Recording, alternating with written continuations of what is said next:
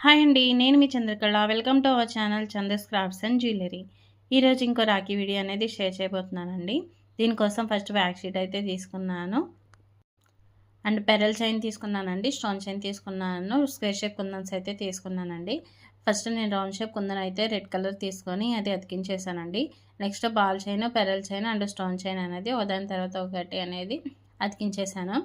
తర్వాత square shape ఉన్నాయి కదండి, స్క్వేర్ షేప్స్ కూడా మనం బ్యాక్ షీట్ మీద అతికించేసి దానికి స్టోన్ చైన్ అనేది అతికిస్తున్నానండి.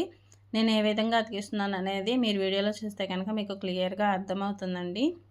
ఈరోజు మనం ఈ 3 పీసెస్ని యూజ్ చేసి అయితే రాఖీ అనేది రెడీ చేయబోతున్నామండి.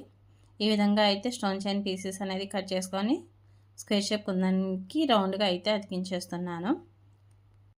నెక్స్ట్ థ్రెడ్ కోసం అయితే నేను సిల్క్ థ్రెడ్ అయితే తీసుకున్నానండి. దాన్ని తీసుకేసుకొని నేను ఆల్రెడీ వీడియోస్లో చూసారు కదండి, జడ అల్లినట్టయితే అల్లేసి అలాంటి థ్రెడ్ అయితే నేను మళ్ళీ యూజ్ చేస్తున్నాను. ఈ విధంగా ఈ థ్రెడ్ అయితే ఆల్రెడీ ఒకసారి వీడియోలో చూపించానండి.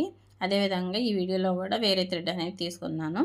సో మనం ఆల్రెడీ 3 పీసెస్ ఉన్నాయి కదండి, అవి అయితే కట్ చేసుకొని ఈ థ్రెడ్కి మనం అయితే గ్లూ అప్లై చేసి అతికిస్తే మనకి రాఖీ అనేది రెడీ అయిపోయినట్టే అండి.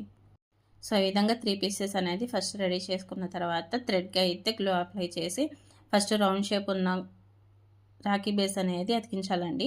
అండ్ నెక్స్ట్ స్క్వేర్ షేప్ కుందన్స్ ఉన్నాయి కదండి, అవి అయితే పక్కన అటువైపున ఇటువైపున గ్లో అప్లై చేసి దీన్ని డైమండ్ షేప్ లాగా అతికించేయాలండి. సో మనకి రాఖీ అనేది రెడీ అయిపోతుంది. ఈ విధంగా అయితే మనకి రాఖీ అనేది రెడీ అయిపోయిందండి. నా రాఖీ ఐడియా అనేది మీకు నచ్చినట్లయితే కనుక కామెంట్లో ఎలా ఉంది అనేది షేర్ చేయగలరండి.